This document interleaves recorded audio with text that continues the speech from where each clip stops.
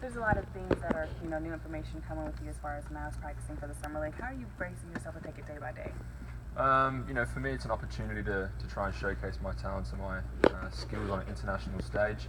I feel like I've held myself in a pretty high standard in Australia and just in Europe a little bit at the end of the season. So to come into camp and be a part of the Mavs organisation has been an absolute privilege and something I hope to continue to do moving on. Talk about what skills you have that you think would fit well with this particular team and what you plan to have on display during Summer League. I think some of the things would start off with like my physicality and ability to guard different positions. I've been known to guard from point guards up to the 4 and 5 men if we go into switching situations. The toughness and physicality I bring on the offensive and defensive end on rebounding and loose balls and getting guys up and ready to play. Those are the little intangibles that I think I do bring, and I make teams better in that way. In the NBA, teams don't need superstars to come in and try and fill it up and drop 20, 30 points. They need guys that are good hard workers that do bring those intangibles and make the entire club and organisation better. How much did you know about Dallas before you got here? Not much. All I knew was Gas Monkey Garage because I'm a bit of a car head. So not too much. I heard the ribs and the brisket was good over here, and that's about all. Have you had any of that yet?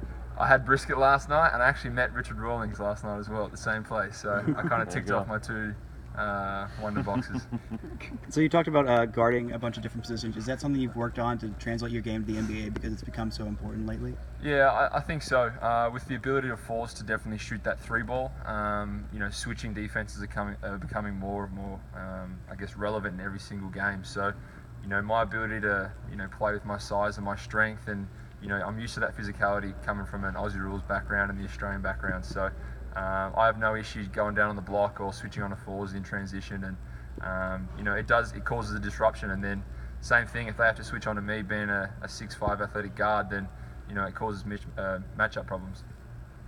Talk about your motivation coming over from Europe and then coming over here. Your motivation for getting onto an NBA team. I don't think you really need any motivation. It's the NBA. It's the highest level of competition you can play in the sport of basketball, and it's a beautiful game it is. So, for me to try and work on my craft and get better every single day, that's all I'm trying to do. And if I can impress the Mavs and potentially get on a roster here or anywhere in the NBA, it'll be a dream come true. But in saying that, that's only a step in the right direction. You've still got to then participate, compete, and obviously win games. So that's the biggest thing. What's your travel schedule been like the last month or two or three? It's been crazy. I went from Australia to Germany, which is about 30 hours of travel.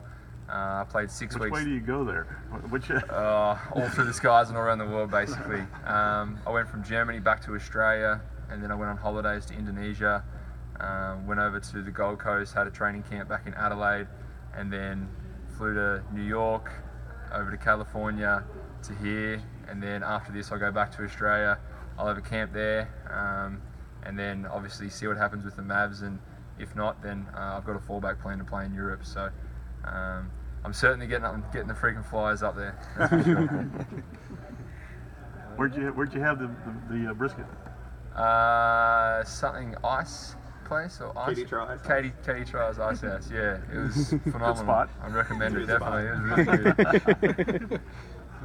How much of Australia do you carry with you each time you step on the court?